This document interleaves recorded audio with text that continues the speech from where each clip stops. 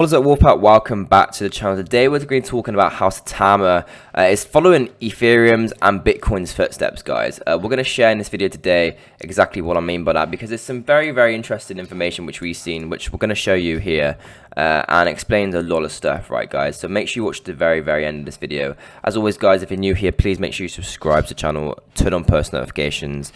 And I'm not a financial advisor. This is purely just for entertainment purposes, okay? Now, a lot of people are wondering what is going on with SAITAMA. What's going on with the price? What's with the dips? What's with the raises?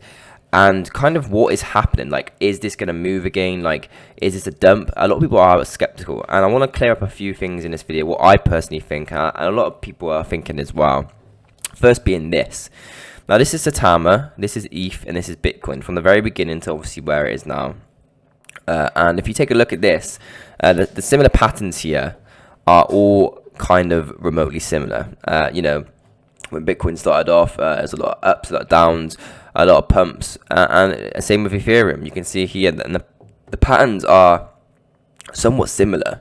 In a sense. Now, of course, cryptocurrency, as you guys know, is never an up straight line. Bitcoin's never once gone from zero to where it is in just a straight line. It's just not remotely going to happen. It never will remotely happen. The same with Ethereum. It's going to have these down days and even potentially down weeks or months. It's just the way crypto is, guys. But I thought it'd be interesting to show you guys the comparison between SAITAMA, Ethereum, and Bitcoin, because again, we're seeing this comparison, and when you look at it from kind of like an overview like this, on a real broadened view, you can kind of see how they all kind of look similar. You know, they have the dips, they have the highs, and you know they do have those moments where they really shoot up. You can see Ethereum here at the beginning had a big spike. Same with Bitcoin, had that massive spike. For quite literally, Bitcoin had a good month or two spur of just continuously up, and a few down days and up again, and you know everybody would have been getting excited then, and then you can only just imagine what everyone was feeling after that, where it just continue to drop. But regardless, Bitcoin is still now to be announced to be the biggest cryptocurrency in the world in 10 years from now. So again, this is a long-term thing, right? And again with SAITAMA, yes, we've had this amazing growth and major spike and then that drop, but we still managed to go up again and maintain, and we're going to have more ups again, and it's a visual market comparison, and this is a shout out to obviously a Dorian artist who did this. It's just people are not seeing these dips as a part of the community.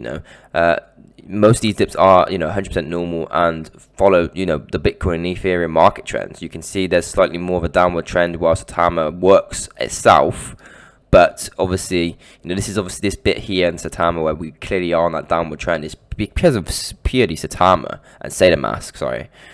So regardless of that, you can see we all had the same drop kind of around the same time because the market went down at the end. Ours continued to go down because obviously SAITAMA is trying to work on itself, but the bottom line point there is still there, and we're sitting on that line. You see, with all Bitcoin and Ethereum, they're all sitting on that line, whether it's up or down, they're on that line, and we're also on that line. So visual comparison there is interesting to see that. But I think a lot of other things as well, we want to just share what people are thinking and let us know what you guys are as well. This is what a lot of people are saying here, the dip. Well, folks, look at it this way. We are at a price point below what brought us a decent amount, and you are here with a small market cap as part of what brought you. So once SAITAMA finally fully launches and we start checking things off the roadmap and getting more listings, we will have the hype once again and on an actual product back up. This lower price point could easily accelerate and hold account growth. We could see over 500,000 in short order. Plus, at this lower price point, it means once SAITAMA is fully functional, the burns and reflections per dollar traded will be much higher than almost 5 times more than we would have seen at an all-time high. I still believe we can get there, just not as quickly as some had hoped.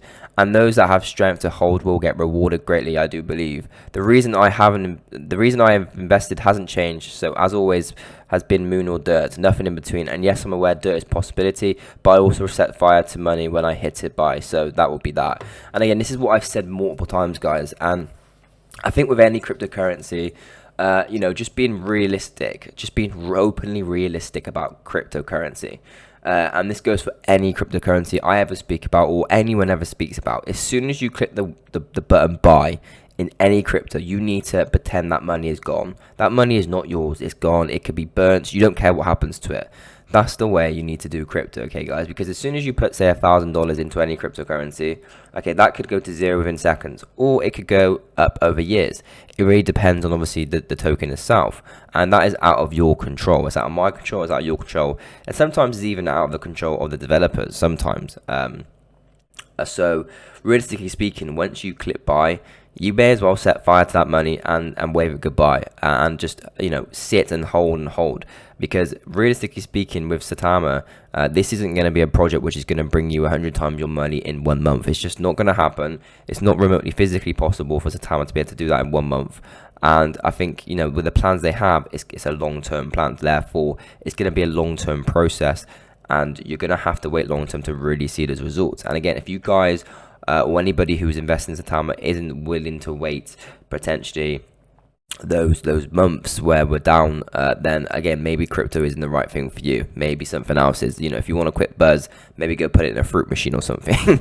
But, you know, with cryptocurrency, it is literally a process of holding and holding and holding.